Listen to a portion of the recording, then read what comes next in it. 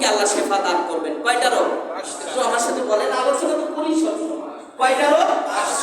আবার বলেন কয়টা রোগ? ফজর নামাজ আজকে থেকে পড়বো না ইনশাআল্লাহ। এক নাম্বার, যে ব্যক্তি ফজর নামাজ পড়বে, ফজর নামাজ পড়লে আল্লাহ তাআলা তাকে ব্রেন স্ট্রোক থেকে হেফাজত করবেন। সুবহানাল্লাহ। কারণ আপনি ফজরের এই সময়টা হলো মূল্যবান সময়, যখন আপনি ঘুমে থাকবেন, হঠাৎ করে একটা ফোন আসে সকালবেলা, নিজে কেউ লজ্জা লাগে যে এখন বাজতেছে কয়টা? 8টা। এখন 8টা বাজে, আমি ঘুম থেকে উঠি নাই, মশারি খুলি নাই। লজ্জা লাগে কিনা বলেন? আপনাকে তো ফোন করে যেই ব্যক্তি যে এখন 8টা বাজে, নিশ্চয়ই যে সকালের নাস্তা করেছে, আপনি তো ঘুমিয়ে আছেন। 2 নাম্বার, আমার ওস্তাদজি যে লিখেছেন কিতাবে, 2 নাম্বার হলো হার্ট ব্লক হয়, যেটা হার্ট অ্যাটাক বা আমরা ব্লক যেটা বলি, এই ব্লক থেকে আল্লাহ হেফাজত করবেন। তার কারণ কি? কারণটা হলো আপনি যে ঘুমায়া আছেন, এই ঘুমটা সকালের যে বাতাস, এই সকালের হাওয়া, এটা হলো হাজার রোগের দাওয়া। সুবহানাল্লাহ।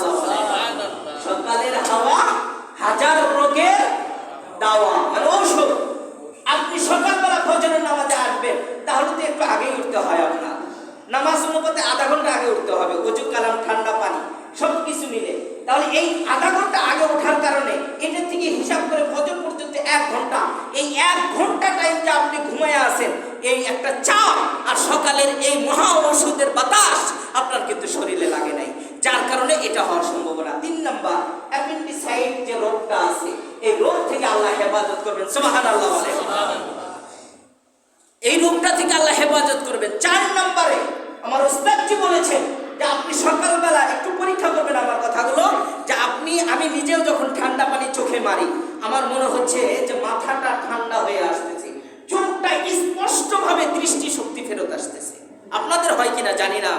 আমি যখন সকালে পানি মারি চোখে, ইচ্ছা করে একটু বেশি মারি, চোখটা যেন সুন্দর থাকে। এই চোখ হলো স্বচ্ছ নিয়ামক। আজকে চোখ চলে যাবে, আপনার সব শেষ হয়ে যাবে। এই পৃথিবী আপনার থাকার থেকে না থাকা ভালো হয়ে যাবে, ঠিক কিনা বলেন? পৃথিবীটা অন্ধকার হয়ে যাবে আপনার কাছে। এই চোখ, আপনি বেশি ঘুমান্ত অবস্থায় থাকবেন আর বেশি সময় 10টা 12টা পর্যন্ত ঘুমাবেন, মেজাজ খিটখিটে হয়ে যাবে। মেজাজ কি হবে? খিটখিটে হবে। মেজাজ খুবই গরম থাকবে, আপনার হট থাকবে। আর যখন আপনি এই সকালবেলা ওযুটা করবেন, আপনার ভিতরে একটা প্রশান্তি কাজ করবে, চোখটা ঠান্ডা হয়ে যাবে, মাথাটা ঠান্ডা হয়ে যাবে। সর্বশ্রেষ্ঠ যে আমল আমাদের, এই চোখ হলো আল্লাহর দেওয়া নিয়ামত। চোখে পানি মারার পর চেহারার ভিতরে নূর তো আসবে, চোখের নতুন করে দৃষ্টি শক্তি আল্লাহ দান করবেন। সুবহানাল্লাহ। 5 নম্বরে, যখন আমরা ঘুম যাই, ঘুমের সময় একটা দোয়া করি, আল্লাহুম্মা বিসমিকা আমুতু ওয়া আহইয়া। পড়ি কিনা বলেন? আল্লাহুম্মা বিসমিকা আমুতু ওয়া আহইয়া। আবার বলি, আল্লাহুম্মা বিসমিকা আমুতু ওয়া আহইয়া। আমুত মানে মউত। আমুত মানে কি? মউত, মৃত্যু। এর মানে হলো আল্লাহ, আমি অর্ধ মৃত্যুতে চলে যাচ্ছি। আপনি যখন ঘুমায় পড়েন, পৃথিবীতে কত কিছু হতে থাকে, আপনার পাশের রুমে অনেক কিছু হয়, আপনার স্ত্রীরও অনেক ঝামেলা হয়, কিন্তু আপনি বলতে পারেন না, ঠিক কিনা বলেন? এই রূহটা আল্লাহ বিচারণ করার, এই জন্য আপনি স্বপ্ন দেখেন, রূহ বের হয়ে যায়, বিচরণ করে। এই রূহ ভিতরে 3টা প্রকার রয়েছে, এটা আলোচনা করবো একদিন। এখন যেই রূহটা নিয়ে আপনি থাকেন, শুধুমাত্র শ্বাসটাই চলতে থাকে, আর সব জ্ঞান বুদ্ধি আল্লাহর হাতে চলে যায়। যদি এই শ্বাসটা ফেরত না দেওয়া হয়, আর যদি রূহটা ফেরত না আসে, তাহলে আপনি মৃত্যু। তাহলে আপনি কি? মৃত্যু। এই জন্য আপনি বলেন, আল্লাহুম্মা বিইসমিকা আমুতু ওয়া আহইয়া। হায়াত মওতের মালিক কে? আল্লাহ। তোমার নামেই আমি কি শুয়ে গেলাম, এর মানে আমার অর্ধেক মৃত্যু শেষ।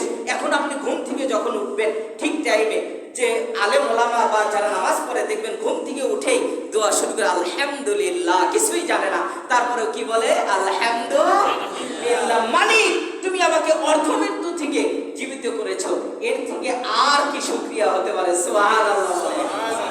যার কারণে আল্লাহর নবী, বিশ্ব নবী বলেন, যে ব্যক্তি ফজরের নামাজ পড়বে, ঘুম থেকে উঠে বলবে, আলহামদুলিল্লাহিল্লাযী আহইয়ানা বা'দা মা আমাতানা ওয়া ইলাইহিন নুশুর। নুশুর। ও মালিক, তুমি আমাকে অর্থ মৃত্যু থেকে জীবিত করেছো, তোমার কাছে প্রশংসা আদায় করি। আল্লাহ রাব্বুল আলামিন বলেন, তুমি আমার প্রশংসা করেছো, তুমি ইবাদত করো। সূরাতুজ জুমার ভিতরে আল্লাহ রাব্বুল আলামিন বলেছেন, ইবাদত করার পর তুমি জমিনের মধ্যে ছাপায়া পড়ো। সুবহানাল্লাহ বলেন। জমিনে ছাপাও।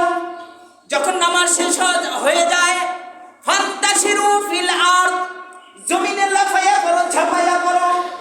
যখন জমিনে ছাপাবেন, নবীজি বলেন হেদায়েতুল ইবাদ নামক এক কিতাবের মধ্যে দৃষ্টান্ত দিয়েছেন, কোন ব্যক্তি যদি আল্লাহ এবং আল্লাহর নবীর তরিকা পালন করার পর যেই কাজের ভিতরে নিয়োজিত হবে, আল্লাহর নবী বলেন যতক্ষণ পর্যন্ত ওই কাজ করতে থাকবে, ইবাদতের পর সম্পূর্ণ কাজগুলো আল্লাহ রাব্বুল আলামিন ইবাদত হিসাবে কবুল করবেন। সুবহানাল্লাহ।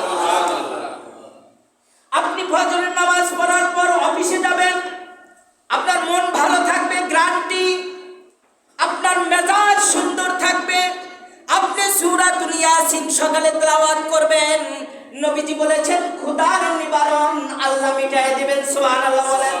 ফজরের নামাজই পড়েন না, সূরা ইয়াসিন কোথায়? সূরা ইয়াসিনের তো খবরই নাই, ফজরের নামাজই তো আমার নাই। এরপরে আমাদের গ্রামগঞ্জে একটা আমল হয়, আলহামদুলিল্লাহ, সূরাতুল হাসর। কি আমল হয়? সূরাতুল হাসর। এখন ফজরের নামাজ যদি আমি না পড়ি, সূরা হাসর কখন পড়ব? এখন ইমাম সাহেব যখন ঘুরে দাঁড়ায় ফজরের নামাজের পর, এরপরে সূরা হাসর ইমাম সাহেব পড়ায়, মুসল্লিরা পড়ে, অনেক সময় একসাথে পড়ে, অনেক সময় অনেক জায়গায় কিতাব দেওয়া হয়, এক একভাবে এক এক জায়গায় পড়া হয়। এটা একটা আমল।